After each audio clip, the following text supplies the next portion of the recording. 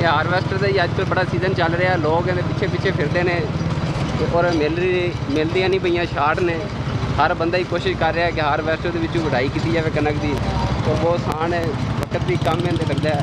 तो इहदे एक किले का 11,000 रुपये मतलब लेंदे, 11,000 रुपये किले का लेंदे ने जी। वो पूरा किला जो कनक कढ़ के तूड़ी भी बना देंगे ने।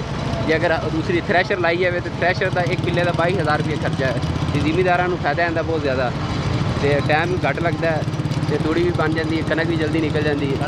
कनक देखो, कनक सारी थले डिग्गी पई है बारिश के नाल और अंधेर नाल। इस वास्ते हर बंदा कोशिश करता है कि साड़ी कनक जी जल्दी जल्दी पुंजी जाए, जल्दी जल्दी समेटी जाए।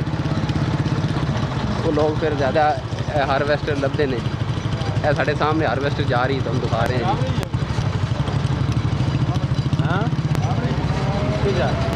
हाँ ये हाँ